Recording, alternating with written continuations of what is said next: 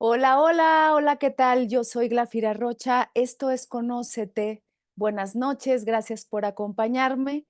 El día de hoy vamos a estar hablando sobre uno de mis temas preferidos, yo creo que en la vida, y tiene que ver con la creación de personajes, pero no la creación de personajes solo como si fueras un escritor, digamos, de literatura o un escritor vinculado con el teatro, con el cine, pero sí también vamos a hablar de eso.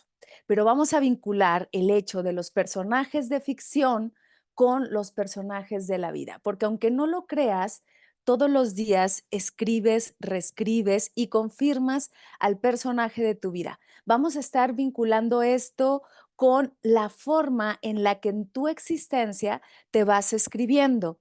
Aquí en este canal, de hecho, uno de los temas principales es este, la creación de los personajes de la vida. Sin embargo, en cada uno de los programas que encuentres vas a ver diferentes enfoques y puntos de vista. Puedo enfocarme más en cómo desarrollas un personaje de ficción en la literatura, en un cuento, en una novela, etcétera, o cómo desarrollas este personaje también en tu día a día y cómo puedes reescribirlo. El día de hoy sí vamos a adentrarnos en cada uno de esos temas, pero sobre todo en la idea de que este personaje llega a un punto en que ya no quiere ser personaje. Aquí se nos va a complicar un poquito el asunto porque a veces creemos que el personaje que nosotros hemos creado a lo largo de la vida, las máscaras que utilizamos, van a ser para siempre. Pero llega un momento, y no sé si tu vida es por, si por un, como decimos comúnmente, a veces no sabemos ni cómo expresarla. Simplemente lo único que buscamos es movernos del lugar, ser otros. Buscamos de alguna manera reescribirnos, pero sentimos o creemos que no podemos hacerlo. Entonces, te voy a invitar en este instante, seas o no sea estas personas que quiere cambiar, a que pongas de lado esa idea de definitividad o, como lo decimos muchas veces, de colgarnos la etiqueta de que somos de una forma y nunca vamos a cambiar. Utilizando estas frases como así soy, ya que le hago, o así soy y qué, no puedo cambiar. Lo único que hacemos es determinarnos y a partir de esa determinación creemos que no somos capaces de reescribirnos, que no somos capaces de adentrarnos al proceso creativo de la existencia. Voy a combinar todas estas herramientas también con algunas que te van a ayudar existencialmente para que reescribas a este personaje que has sido. Pero empecemos como lo haría cualquier escritor, de cómo, cómo es un personaje. Cuando, por ejemplo, voy a una obra de teatro, voy a inicio con el personaje, pero lo he dicho en otros programas, el personaje inicia con la mirada. ¿Hacia dónde voltea nuestro personaje? Si tú, por ejemplo, has sido un personaje, voy a decirte personaje de manera muy respetuosa, porque yo también lo soy. Y me he estado reescribiendo a lo largo de la vida y todavía me falta, espero, ¿no?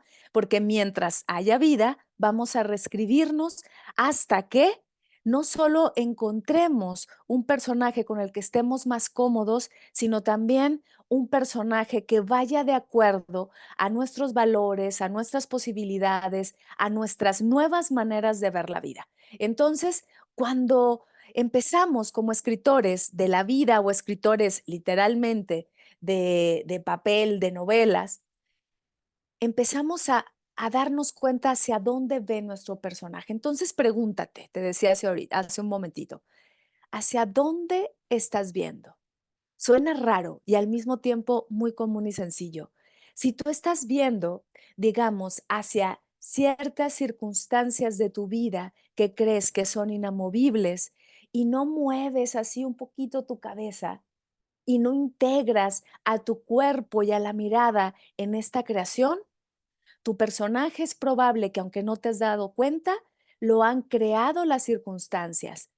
es parte de la vida. Las circunstancias, nuestro pasado, nuestras experiencias, las memorias, nuestro nombre,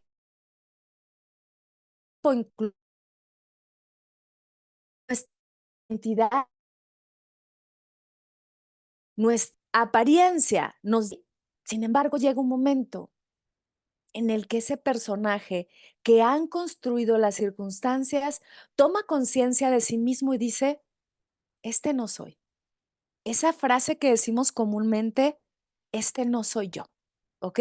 Denme un segundito porque la luz esta que está aquí frente a mí me está molestando y prefiero no tenerla. Voy a verme un poquito más oscurita, pero si no, me molesta, me está molestando los ojos y prefiero estar súper atenta. Entonces, fíjense el movimiento que hago yo ahorita. Si el personaje, mi personaje Glafira, no está cómodo y se sigue quedando ahí, lo único que va a ocasionar es que no pueda entregarse a lo que les quiere compartir.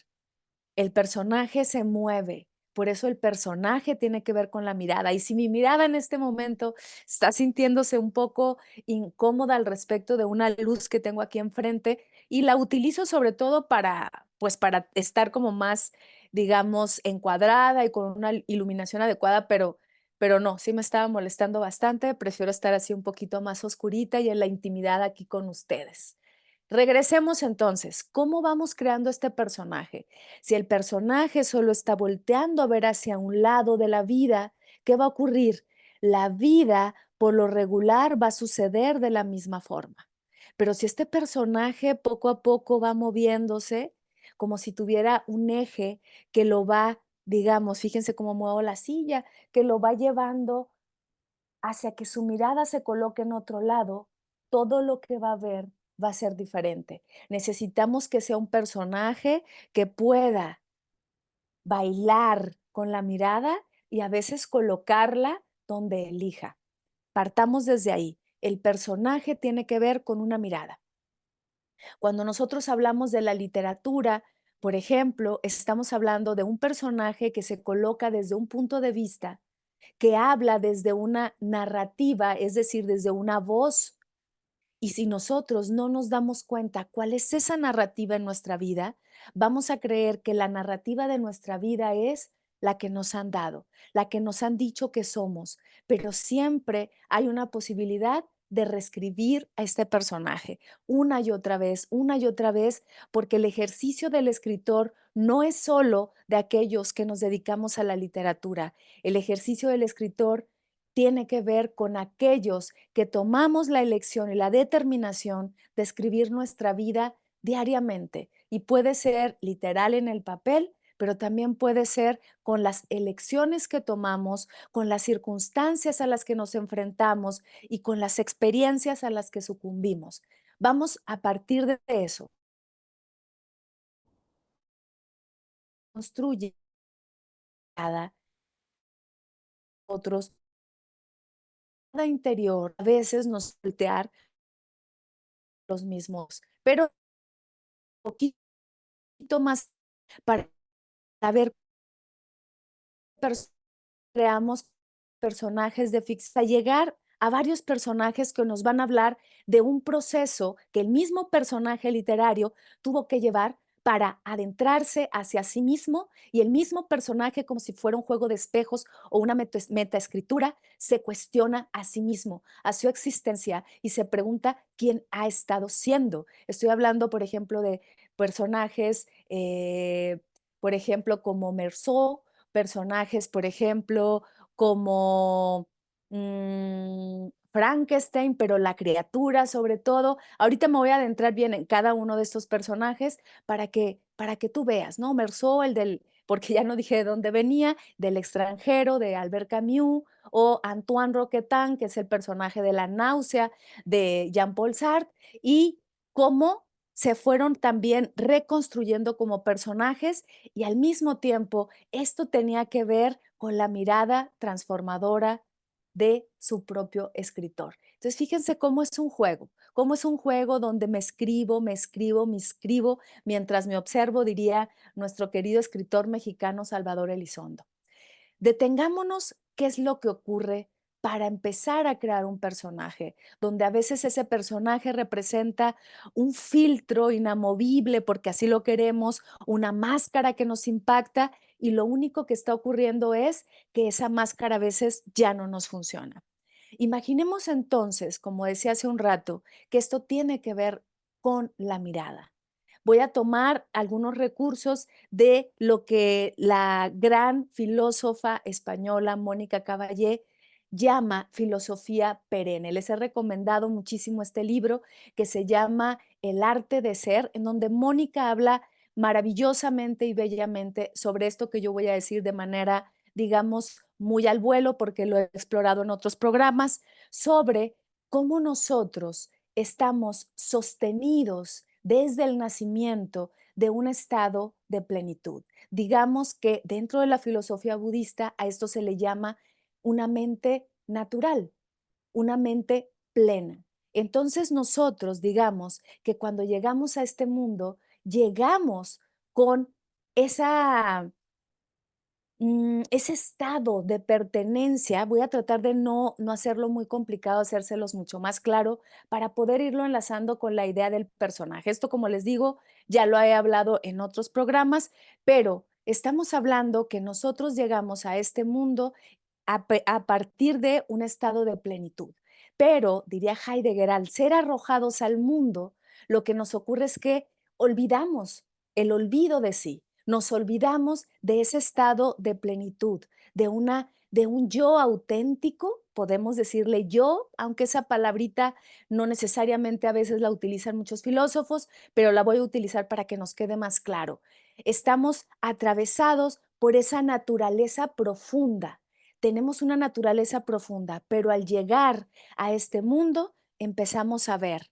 Y estoy hablando de todos los sentidos, no nada más el de la vista. Empezamos a tocar, empezamos a sentir y eso nos lleva al olvido del ser, dice Heidegger, nos lleva a olvidarnos que nosotros tenemos a la base ese estado de plenitud. ¿Qué ocurre con ese estado de plenitud? Bueno, ese estado de plenitud, de quietud, nos es propio, dicen desde la filosofía budista, nos es propio, pero para poder habitarnos acá, necesitamos de la construcción de una herramienta. Y esa herramienta tiene que ver con el ego o lo que nosotros vamos a llamar personaje. Entonces imagínate, llegas bebé a este mundo desde un estado de plenitud, incluso a veces desde el vientre, dicen algunas teorías psicológicas, en donde vamos olvidando ese estado, esa naturaleza, justo porque nos vamos comunicando con qué, con toda la experiencia de la vida. Y la experiencia de la vida entonces nos va jalando más. En el estoicismo, esto se conoce como la idea que nosotros pertenecemos a un orden, a una armonía, que sería el logos universal, y nos atraviesa como si fuera una chispa de ese logos a través de un logos individual, que podemos decirle el yo profundo. Ese yo profundo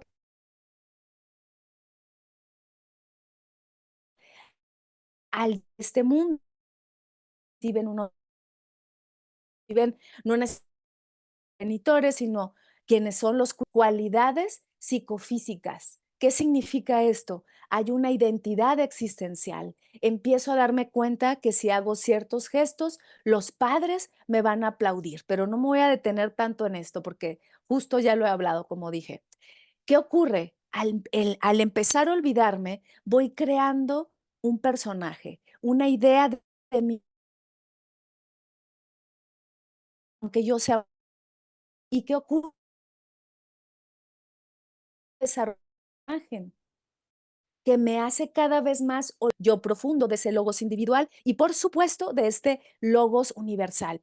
Y entonces, ¿qué ocurre? A través de ese olvido hay una ruptura.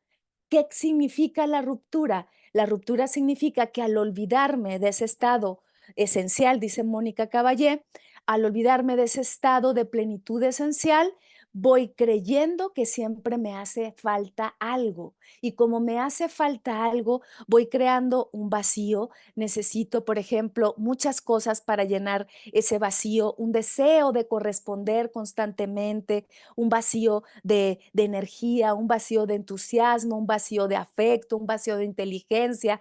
Y entonces empiezo a llenar ese vacío, pero ese vacío no se llena ni con cosas, ni con ideas, ni siquiera con pasión, ni con voluntad. No lo vamos a llenar porque no estamos vacíos. Lo que necesitamos es recordar y recordar esa, digamos, inteligencia profunda que está ahí. Pero no me voy a detener ahí porque en lo que me voy a detener más es en cómo al separarnos cada vez más vamos creando un personaje, un yo superficial. Y ese yo superficial empieza a querer ser aceptado inevitablemente y empieza a crearse como personaje a partir de lo que le dice su contexto, su cultura, su género, a partir de los rechazos que empieza a recibir y aquí se empiezan a generar heridas de infancia y voy creando un personaje de una forma incluso no consciente en donde nada más me dejo llevar por las apariencias, por lo que me dicen que soy, y esto me va llevando a lo que conocemos psicológicamente como traumas, a una idea, por ejemplo, de querer vincular todo esto con características desde una cuestión ética, moral, como esto es bueno, esto es malo. Entonces, imagínense, con todo esto tú vas creando a tu personaje. Pero si tú no te cuestionas tu personaje, lo único que va a ocurrir es que cada vez más y más te vas a alejar. Y no solo eso, vas a llevar encarnada esa idea, no solo encarnada, sino creyendo que es lo que realmente eres. El personaje es necesario para habitarnos aquí, en este mundo, en este universo, pero dándonos cuenta que el personaje es una herramienta, no es lo que en realidad soy. Porque si hablamos de esa idea de naturaleza profunda, lo que soy es este personaje, pero también aunado a ese yo profundo. Yo profundo, yo superficial, van juntos. Uno corresponde al otro. Ninguno es peor, ninguno es mejor, simplemente que este es el instrumento donde se expresa este. La única, digamos, el único equívoco es que el personaje se olvida de esto y se cree aislado, solitario, entonces empieza a repetir hábitos, empieza a creer que es esta identidad y entonces vamos creando un personaje donde muchas veces ya no estamos cómodos. Creemos que somos ese personaje y entonces nos aferramos. En la filosofía budista, a ese personaje se le conoce también como el ego y también en la psicología lo conocemos como el ego. Hay una idea que es un tanto errónea dentro de la filosofía, de lo que a veces se considera la filosofía budista, en donde parecería que el ego es el enemigo, pero el ego es solo eso, una herramienta. Pero si nosotros no nos damos cuenta que es una herramienta, uno, nos vamos a ir al extremo y lo vamos a negar, o todo lo contrario, nos vamos a aferrar. Y no se trata de ninguna de las dos cosas, sino justamente lo que te quiero compartir ahorita es jugar con esta idea del personaje, jugar en lugar de aferrarme, jugar o todo lo contrario en lugar de negarlo. Yo no soy ese ego y entonces solo soy una persona misteriosa y espiritual y con una espiritualidad a veces un tanto equívoca, falsa, porque la espiritualidad cuando realmente se sostiene, cuando realmente es una te lleva a un personaje, no aferrar sentido de acción empática. Les decía hace un rato, entonces, ese personaje se va desarrollando a partir de la mirada. Y te decía hace también un ratito, ¿cómo es esa mirada? ¿No? Estoy como muy efusiva, así que voy a bajarle un poquito el ritmo, porque siento que no me va a alcanzar el tiempo, pero hoy me voy a relajar y justo este programa, si ya te diste cuenta, es un programa grabado. Es un programa grabado porque en un ratito, bueno, me voy a ir a la feria de minería, voy a hablar justo sobre, no necesariamente de esto, estoy hablando sobre el proceso de la imaginación en la escritura, pero el día lunes estoy en un congreso en la Benemérita Universidad de Puebla, entonces no voy a estar acá en, digamos, de manera en vivo, pero sí estoy con ustedes justo porque compartirme es parte de mi experiencia de vida. Entonces, regresemos a esto, regresemos a la idea de la mirada, en donde ese bebé puso su foco de atención, en donde ese personaje de la literatura ha puesto el foco de atención. Por ejemplo, pensemos en el personaje del extranjero, Meursault, seguramente estoy pronunciando lo horrible, perdónenme, pero mi pronunciación en francés, lo poco que sé de francés no es tan buena, pero trataré de hacer un esfuerzo por ejemplo, en un momento hablando de los personajes de mi vida, a mí me avergonzaba mucho esto, era como mucho más perfeccionista y luego me avergonzaba hablar mal ciertos idiomas, que la verdad es que yo no manejo ningún idioma al 100%, más o menos puedo comunicarme en inglés, sé un poquito de francés, ¿no? Un poquito de italiano y un poquitísimo de portugués, pero me avergonzaba mucho más decir las cosas mal. Y llegó un momento en que dije, bueno, le voy a decir como pueda decirlo y fue un descanso. Así que ahorita podemos decirle Meursault, aunque esté mal pronunciado.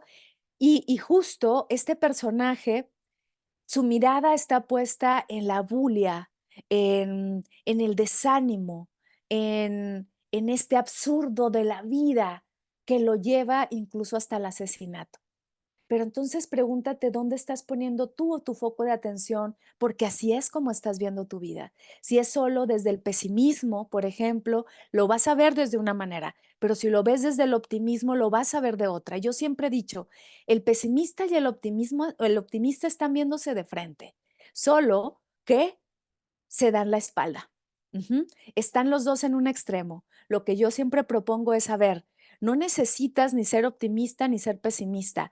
Amplía la perspectiva para que te des cuenta que la vida tiene, por supuesto, ese lado pesimista, pero al mismo tiempo tiene un lado optimista. ¿Qué pasaría si lo armonizamos? Lograríamos este tipo de palabras y de lenguaje que a mí me encanta, que yo le llamo un lenguaje integrativo, en donde puedo decir estoy tristegre, porque a veces puedo estar alegre y puedo estar triste, o puedo estar, por ejemplo, eh, no sé, medita disperso, ¿no? A veces estamos así, pero nos cuesta trabajo integrar. Cuando ampliamos el foco de atención, ampliamos también nuestra mirada como personajes. Entonces, a partir de esto, yo voy creando contenidos mentales. Pongo mi foco de atención, como decía ahorita, en el absurdo de la vida, voy creando contenidos, pensamientos, emociones y voy llevando a mi cuerpo. El personaje también es su cuerpo, no es la misma alguien que tenga una corporalidad de una forma a que tenga una corporalidad de otra, ¿ok? Sin entrar en estereotipos, porque tu cuerpo te va llevando por el espacio, pero tu cuerpo también te va diciendo quién eres, si lo aceptan, si lo rechazan, si tú misma lo aceptas o lo rechazas. Todo esto está vinculado con el proceso de la creación del personaje. Y entonces, ¿qué ocurre? Cuando hay un personaje que voltea hacia acá, y otro que voltea hacia acá, parece que están viendo universos completamente diferentes, ¿ok? Pienso en este personaje que es Meursault del extranjero, pero pensemos en otro personaje como por ejemplo, eh, estoy pensando en un personaje de Isabel Allende que se llama Inés, de su novela Inés del alma mía, y es un personaje histórico con una mirada, por supuesto, desde Isabel Allende, su creadora, y entonces es un personaje vivaz, un personaje curioso, fuerte, que nada tiene que ver, por ejemplo, con Meursault, son de diferente época para empezar, y la escritora es de diferente época, entonces van a ver diferentes cosas, pero eso no quiere decir que hay un momento en el que el personaje de Inés se detiene en esta parte de la existencia. Cuando se todo es como mujer fuerte y valiente, es divertida. Entonces, una mirada y tu atención determina lo que aparecerá o no en tu conciencia. ¿Qué significa eso? Si yo estoy viendo hacia este lado, determino qué es lo que estoy viendo. Estoy viendo yo una ventana. Pregúntate tú, en este momento haz ese ejercicio, en el espacio en el que estés, voltea hacia este lado, hacia tu lado derecho, y observa lo que hay ahí. Yo solo estoy viendo una puerta blanca, es la puerta del closet, y me puedo preguntar hacia dónde me lleva, qué pensamientos ocurren. Y eso me dice que mi personaje se está desarrollando a partir de eso, pero si yo volteo hacia este lado y me reviso incluso emocionalmente, puedo decir, wow, o sea, en este momento es domingo en la tarde, entonces no va a ser lo mismo que ustedes estén viendo en la noche, ¿no? Yo estoy viendo una ventana que está iluminada con un buen clima y eso me genera hasta un poquito de alegría, pero voltear hasta acá es solo un, digamos, un muro blanco, me genera un espacio de, curiosamente, como de meditación, porque a veces yo medito solo viendo hacia a una pared blanca. Entonces, ¿qué ocurre? Tengo mis referentes, tengo mis contenidos mentales, pero pregúntate tú, ¿hacia dónde te está llevando tu mirada? ¿Qué es lo que estás viendo en este momento? Porque eso va a ir creando eh, un modelo mental. ¿Qué significa el modelo mental? El modelo mental es una estructura que yo voy construyendo a partir de donde coloco mi energía psíquica. Es decir, yo volteo para acá y ahorita dije el ejemplo, ¿no? Mi energía psíquica, que significa la energía de mi pensamiento, me lleva a un recuerdo de cuando yo medito observando hacia una pared blanca. Y eso me genera un modelo mental, una estructura mental que me hace ver la vida de una manera y por lo tanto eso genera al mismo tiempo un esqueleto psicológico que es mi manera de comprender, mi manera de asimilar, que me dice, este es el personaje Glafira que tiene estos pensamientos. Entonces el personaje inevitablemente se transforma y se ve desde la mirada. Pero si ese personaje, Glafira, por ejemplo, o tú, eh, Rodolfo, Alma, Juan, Lorena, que sé que me pueden estar viendo, fíjense, incluso a través del tiempo, si tú estás viendo este programa dentro de unos 10 años, ¿no? Entonces, pregúntate, o sea, ya no solo es la Glafira que está acá hablándote casi casi desde el pasado, sino que te está cuestionando, a ver, tú empezaste a crear un modelo mental, empezaste a observar, pero esto lo vemos desde bebés. Si desde bebés yo veo un estado, por ejemplo, de mucha violencia, voy a empezar a generar ciertos miedos, ciertos traumas y así se va a generar mi modelo mental, mi estructura o esqueleto psíquico. Así voy a ver el mundo y me voy a desarrollar a lo mejor como alguien temeroso y mi personaje es este que es tímido, que no necesariamente eso es negativo, pero que le cuesta trabajo hablar.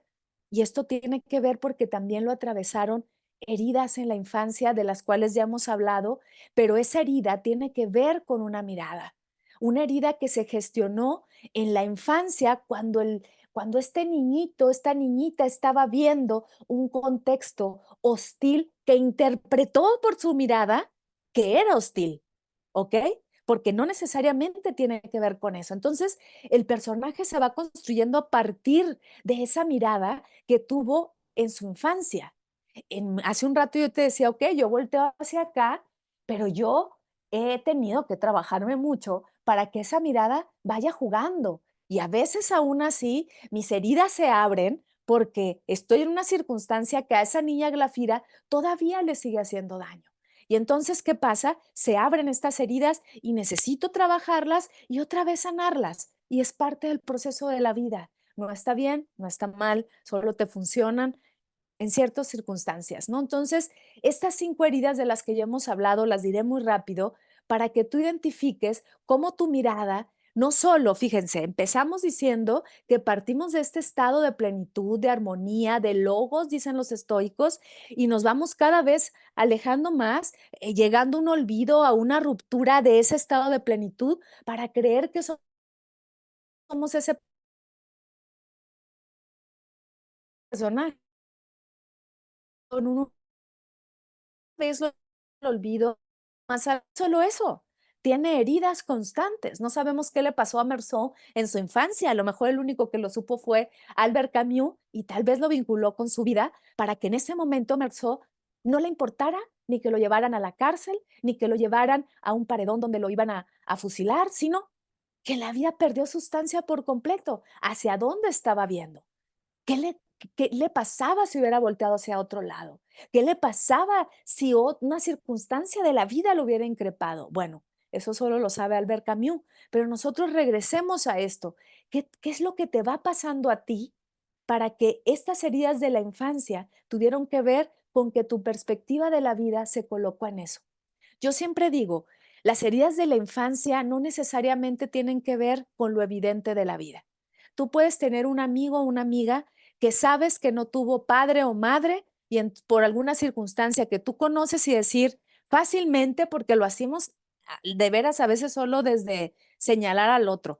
Ay, es que fulanito es así porque tiene una herida de la infancia, una herida de rechazo. Cuidado con esas frases porque dañan y no solo eso, determinas a tu compañero, a tu amigo, como si fuera un personaje inamovible, cuando no necesariamente es así. Lo digo porque todas las heridas tienen que ver con cómo las recibió ese niño o esa niña.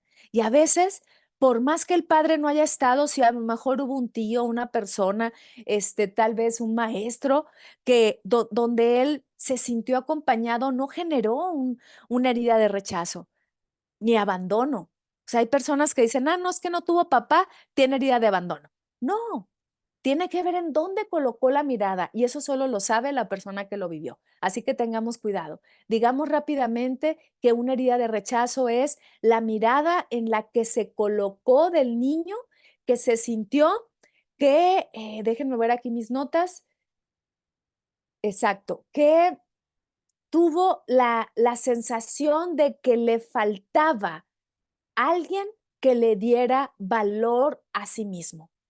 Y entonces empezó a experimentar rechazo. Experimentó que una persona que estaba ahí no validó lo que él necesitaba ser validado y entonces aprendió a ver desde el rechazo. ¿Y qué ocurre con las personas? Porque es una de mis heridas que yo trabajo, tendemos a huir. Si me rechazan, huyo. ¿Ok? Pero cuando yo me hago consciente, digo, a ver, esa es una mirada de infancia. Aquí nadie me está rechazando. Y ahí reescribo mi personaje. Entonces, ¿qué es lo que necesitamos para ir sanando estas heridas? Mover la mirada y cambiar la perspectiva. Cuando este personaje tiene a través de esa mirada, ese bebé sintió que había un abandono y a veces no es porque los padres lo abandonaron, a veces es porque tenían que trabajar y lo dejaron al cuidado de una escuela o lo dejaron con los abuelos y entonces al necesitar esa constante atención del padre que no estaba, siente el bebé que lo abandonaron. Y entonces empieza a generar miedo, empieza a querer aprobación de los otros con tal de que no los abandones y a veces una codependencia de la pareja cuando eres un adulto. Todo esto lo hablo en el programa de heridas de la infancia, que hay como 2 o 3. Así que pon Glafira Rocha, heridas de la infancia y te va a salir. La herida de la humillación, por ejemplo, que son niños que se dieron cuenta a través de burlas, de bullying, aguas con eso, por ejemplo, generar vergüenza en ese niño, se le abre a través de esa mirada, siente, o sea, hay niños, dicen en mi tierra, porque yo soy del norte, hay niños cuerudos, niños que dicen a mí no me van a bullear y se defienden o no lo sienten como una humillación, pero habemos otros que sí sentimos, se burlaron de mí, dijeron que estaba muy flaca, que eso me pasaba mucho y me sigue pasando. Este, pero más en la infancia, o sea, piernas locas y cosas así, o sea, pues que te llevan a sentir esta burla y este bullying y así se va formando el personaje desde la humillación y entonces empezamos a desarrollar este modelo mental o lo que también conocemos como personalidad sumisa, una actitud a la defensiva, a veces manipuladora, agresiva, o si este niño volteó y su personaje se fue desarrollando a partir de una herida de traición, lo que empieza a ocurrir es que se sintió traicionado a veces porque el padre a lo mejor dijo algo a sus tíos en forma de burla y el niño sintió el padre me traicionó, o los maestros o los compañeros, y a partir de eso va generando una dificultad para confiar, y esto nos lleva a que empecemos a generar barreras de protección y lo que nos puede llevar también a ver desde una injusticia, que es otra herida. Y entonces este personaje se empieza a hacer, por ejemplo, eh, que le falta todo el tiempo reconocimiento, siente envidia. ¿Por qué? Porque su mirada es a todos les pasa y a mí no, esto es injusto. Por ejemplo, lo capaz que al hermano le dieron más que a él, aunque los papás no lo hayan visto así. Por eso es una manera de percibir muy individual, donde fuimos generando vamos, por ejemplo, la injusticia, a gener a generar esta envidia, resentir, porque a mí creemos que las relaciones no son equitativas y a veces hasta nos enojamos con el universo, con Dios, porque decimos, a mí nada bueno me pasa y solo a los demás. Pero eso viene desde una herida de la infancia, desde que nosotros colocamos esa mirada en un lado que lejos de acercarme a ese estado de plenitud que me corresponde, ¿no? Desde ese, digamos, amor esencial que está ahí para mí, me he olvidado cada vez más porque creé un personaje, ¿no? Este personaje, fíjense, cómo se fue desarrollando, se fue olvidando y a partir de eso empieza a generar una máscara. Recordemos que la palabra persona significa máscara y los griegos utilizaban una máscara para que se escuchara en el teatro, para el resonar de la voz. Y entonces, ¿qué ocurría? Necesitaban una máscara. Esa máscara, para que nuestra voz se escuche, a veces la encarnamos y siempre estamos ante esta búsqueda y ante esta búsqueda y ante esta búsqueda, cuando resulta muy cansado porque la buscamos fuera en lugar de regresar a ese estado, a ese logos individual. Voy a estar hablando mucho de esto porque yo misma estoy ahí. No puedo negar que yo misma estoy en esta búsqueda y todos estos programas yo los hago porque tienen que ver conmigo. Porque de un momento para acá yo empiezo a reescribir mi personaje y ahorita necesito una reescritura con un personaje de mí que esté más cercano a ese yo profundo, porque he sentido que me puedo alejar y me pierdo y entonces me regreso. Pero la vida es eso, la existencia es eso. Voy y vuelvo como si fuera una gran danza. Y entonces, ¿qué vamos generando? Ya no solo el personaje, la máscara que se construye a través de la mirada, que se va perdiendo de sí misma, sino que empezamos a generar roles, empezamos a generar personajes secundarios y entonces ahora sí somos escritores de nosotros mismos. Hay un personaje que está generando un rol en donde soy la que habla aquí frente a ti, pero al mismo tiempo soy la que es hija, la que es profesionista, la que es también la que le gusta cuidar su casa, aquella que lee, aquella que se levanta a meditar, aquella que tiene un contacto con su espiritualidad, pero al mismo tiempo también la que puede sentir todos los pecados capitales que te imagines, la que genera odios, rencores y al mismo tiempo la que se cuestiona a sí misma.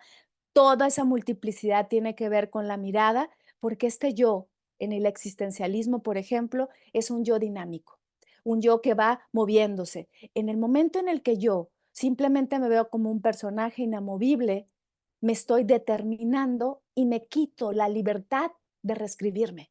Lo que te estoy invitando ahorita es detente y primero di en este momento, puedo cambiar mi mirada. Y al cambiar mi mirada es, elijo hacia dónde voy a ver.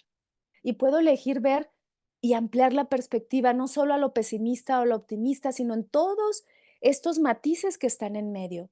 Puedo ver la maravilla que es la vida y al mismo tiempo el sufrimiento que causa la vida, al mismo tiempo. Pero ese ir y venir, te decía hace un rato, te va llevando a descubrir tus propias necesidades y al mismo tiempo a esta idea de, a ver, voy a reescribir al personaje. Por eso a mí me gusta mucho hacer los ejercicios del niño interior o niña interior, que no me gusta nombrarle así, pero sé que ustedes lo van a entender de esta forma, algunos. Prefiero llamarle a veces la estructura mental de la infancia, pero a veces nos enredamos, pero diciéndolo de una manera personificada, este niño y esta niña lo que necesita es muchas veces ser aceptado por el adulto que está acá, ¿no? Entonces hacemos ese juego del personaje que soy como adulto y el personaje que soy como niña, en donde yo me acompaño. De hecho, hoy en el taller que voy a dar en unas horas, voy a hablar de eso y vamos a hacer ejercicios de eso. Entonces vamos generando estos roles donde me voy considerando este personaje que se presenta ante una forma, de una forma, digamos, a veces que busca ser aceptada por los otros y entonces lo que busco es corresponder a todos los ideales, a los estereotipos, y cuando no correspondo y los demás no me aceptan, me siento fracasado, rechazado, y no solo eso, a veces siento que hago el ridículo, y cuando yo hago el ridículo, curiosamente, el ridículo es la gran oportunidad para que la máscara se resquebraje. Hagamos el ridículo, lo he dicho de hace años y yo lo hago todos los días a veces, ¿no? Pero ya me encanta, antes me avergonzaba mucho, pero ahorita hacer el ridículo quiere decir, me voy a atrever a ser el que he querido ser, pero que todas estas construcciones y esa mirada no me deja. Y entonces hacer el ridículo es, a ver, me he querido, por ejemplo, eh, he querido muchas veces, y esto se los voy a compartir y pasar ahora de minería, porque tú donde estaba hablando, era una entrevista que me estaban haciendo de alguna forma, porque era un conversatorio que tuve con mi amigo Adalberto, a quien quiero mucho, y él me estaba preguntando, o sea, sobre todo, pues experiencias como escritora, y luego alguien me preguntó, no, alguien, mi querido amigo, gran poeta Mijail Lamas, me preguntó cómo era mi proceso creativo, mi poética para poder escribir, y me decía que porque él observaba que yo era muy disciplinada y bueno, eso es lo que observa él. A veces yo misma digo, no soy tanto como quisiera, pero algo que hizo que yo rompiera una máscara en ese momento y que no siempre lo digo, es que lo que a mí me sostiene para generar una disciplina, y de hecho el programa anterior de este lunes hablé sobre la disciplina auténtica y la comercial, porque estoy en este tema. La disciplina auténtica me la ha dado el sostén espiritual que yo tengo. El sostén espiritual visto desde un sentido de vida, no necesariamente religioso, aunque yo practico una religión, digamos, oriental, budista, también hinduista y occidental, existencialista, estoica también, ¿no? Y me sostengo de todos esos pilares, de la filosofía oriental y la filosofía también occidental, son pilares que me sostienen, el estoicismo, el existencialismo, el hinduismo y el budismo, ¿no? O sea, me sostienen a mí, pero ese sostén es el que me lleva a mí a a romper las máscaras. Y antes a mí me daba como cierta vergüenza porque el personaje intelectual que estudió maestrías en filosofía, en análisis existencial y fenomenológico y todo esto aparente, le costaba trabajo decir, me sostengo de una espiritualidad, porque entonces iban a pensar que para mí eso, todo lo que yo había dicho no tenía sustento científico y humanista.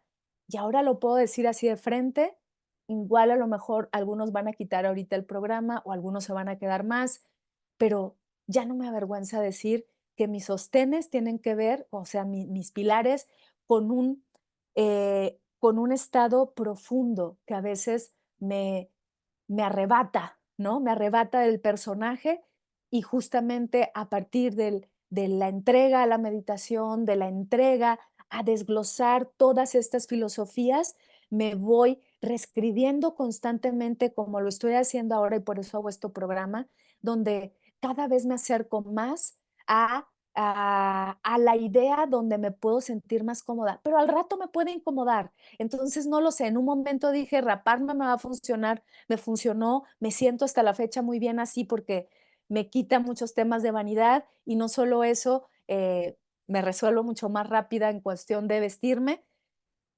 pero ahorita es algo mucho más interno que externo, ¿no? O sea, no importa el personaje externo, sino ahorita es el interno y esto tiene que ver, regresándome a la idea de hacer el ridículo. Entonces, una de las ideas que nos van a ayudar a reescribir, ahora sí me voy a adentrar en esto para no tardarme más, en cómo a veces el personaje necesita desidentificarse.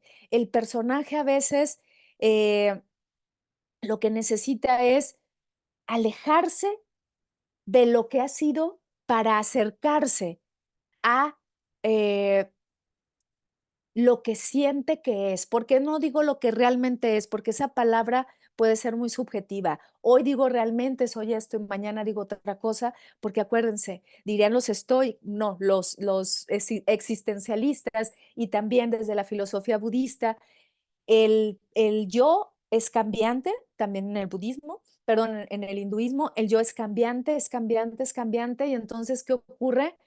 No lo puedo atrapar. Entonces, ¿dónde está ese personaje? Nos preguntaríamos. El personaje vive a través de la ilusión. Por eso estamos hablando de cómo escribo el personaje de mi día a día, pero como personaje de ficción, porque somos un personaje de ficción, porque estamos ante la ilusión de creernos determinados, inamovibles y permanentes, pero es una ilusión y eso significa ficción. Somos una ficción que se cree que es real. ¿Ok? Dice Jean-Paul Sartre, somos seres para sí, pretendiendo ser en sí. Hablando de este mismo tema, ¿no? Y entonces, ¿qué nos ocurre? Vamos creando ese personaje que tiene un perfil intelectual, emotivo, de actitudes, comportamientos, reacciones, gestos. Y entonces, ¿qué pasa? Ese personaje se cansa y necesita desidentificarse. Y a partir de esa desidentificación es donde me quiero detener, porque aquí es donde nos va a ayudar esta parte existencialista y también desde una filosofía oriental.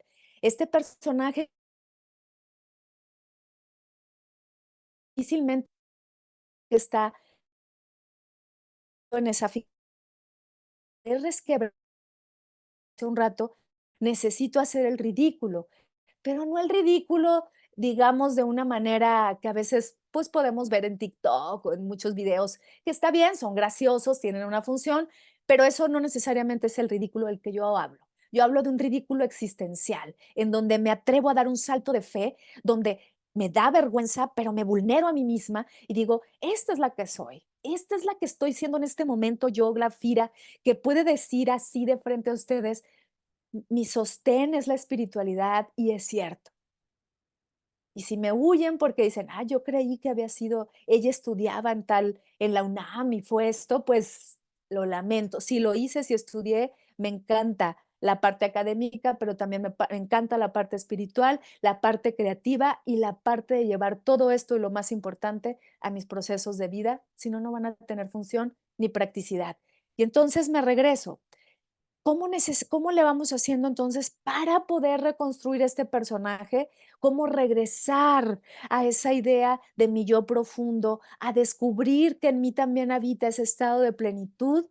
Bueno, yo les diría es de mis herramientas con la meditación, lo cual es cierto, pero veámoslo también un poco más occidental, a partir de generar esta sacudida, a partir de generar esta sacudida que Kierkegaard llama la angustia. ¿Cómo necesitamos quedarnos en la angustia? Bueno, a partir de hacer este ridículo, voy a sentirme descolocado. La angustia no quiere decir ansiedad, la angustia no quiere decir depresión, no quiere decir quedarme dark, así digo dark en un sentido muy estereotipado, ¿no? Que no tiene que ver con eso, pero estoy hablando de solo irme al lado oscuro de la vida, en donde entonces me convierto en otro personaje, pero como que la vida no me merece y yo vivo a la oscuridad, o sea, no, salgamos también de ese personaje, démosle un poquito de luz y al ver eso, entonces voy a empezar a tener una explosión identitaria. ¿Qué es la explosión identitaria? Me voy a resquebrajar, me voy a sacudir, me voy a arrastrar a veces en esta angustia. Pero la angustia, dice Kierkegaard, es el vértigo de la libertad, como lo he mencionado muchas veces, y me quedo en ese mareo y me quedo en esa, ah, en ese estado de insatisfacción. Al pasar a ese estado de insatisfacción, voy a crear un nuevo personaje. ¿Cómo es ese nuevo personaje? Bueno, no me quiero tardar más porque ya me tengo que ir, pero lo voy a trabajar en el próximo programa también, cómo adentrarme a crear ese nuevo personaje. Les voy a dar más herramientas, cómo crear un nuevo personaje. Ahorita hablamos del personaje, cómo se ha ido construyendo y a partir entonces de esta sacudida que le podemos llamar vulnerabilidad, que le podemos llamar estado de ansiedad, pero muy existencial, que es un estado originario donde ya no sé qué quiero. Es regresarme entonces de ese yo superficial, se regresa al vacío. Ese vacío es ese estado de ansiedad, de angustia, perdón, no es ansiedad, es angustia originaria en donde yo me entro, dice Kierkegaard, en un estado de desesperación, donde entonces volteo a verme y ahí me reconstruyo. Me empiezo a reconstruir a partir de moverme, a partir de la incertidumbre, a partir de la tensión. Y hay personajes en la literatura que han llevado ese camino. Por ejemplo, Nietzsche habla de su Zaratustra, ¿no? Pessoa, que es este gran poeta portugués, habla de sus heterónimos. Eh, bueno, cuando hablo de Nietzsche, él no necesariamente dice que es un personaje, pero sí lo es en Así hablaba Zaratustra, y utiliza este personaje de Zaratustra, curiosamente, como un personaje oriental que invita a los demás a lograr ese voltear a verse como la idea del superhumano, ¿no? Y el superhumano, de alguna manera, es el que regresa a ese estado, digamos, originario de plenitud o lo que dice Mónica Caballé, el yo profundo.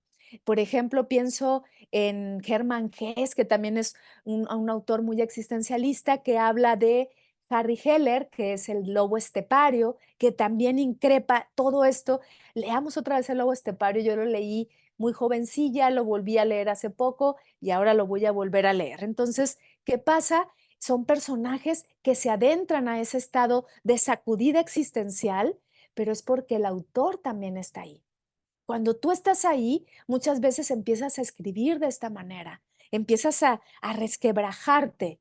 Bueno, yo ando en esas, ahí nomás les cuento, en el resquebrajamiento, pero al mismo tiempo con mucha alegría y compartiéndolo, porque como ya me he resquebrajado muchas veces, ya tengo experiencia en eso de la angustia que está ahí a la base de todos, ¿no? Pienso, por ejemplo, les hablaba personaje. Habla, por ejemplo, de presencia, las novelas para ver cómo se han reconfigurado estos personajes, la metamorfosis de Kafka, que es súper simbólica, pienso en la criatura de Frankenstein de Mary Shelley, cuando lo que necesita es darse identidad. Ahorita lo estoy diciendo muy rápido, pero la próxima semana vamos a hablar de cómo reconstruir a este personaje, cómo realmente quedarnos en esa angustia, pero va a ser no solo parte 2, sino, digamos, reescribiendo al personaje una y otra vez. Son temas a los que yo recurro a lo largo de estos años que he tenido este canal. Revísalos, van a verse desde diferentes perspectivas porque yo misma me he reescrito y entonces ya no los veo igual, pero no resto lo que dijo la Glafira del pasado, le sumo. Todas estas Glafiras suman esa propuesta y hoy lo que te quiero compartir desde acá es que de alguna manera seguimos siendo escritores de nuestra historia, escritores de la vida, escritores de este resquebrajamiento y la invitación es, si ya no te funciona este personaje, desidentifícate de él, porque cuando te desidentificas, empiezas a crear realmente de otra manera. Entonces, fijémonos en lo que dice Jean-Paul Sartre y con esto voy cerrando. Las palabras están ahí para suscitar nuestros sentimientos y reflejarlos sobre nosotros. Cada palabra es un camino de trascendencia. Fundamenta nuestros afectos, los nombra, los atribuye a un personaje imaginario que se encarga de vivirlos por nosotros y que no tiene otra sustancia que esas pasiones prestadas. Les proporciona objetos, perspectivas, un horizonte. Vean qué bello. Jean-Paul Sartre dice esto, todo lo que yo he tardado en una hora, ¿no?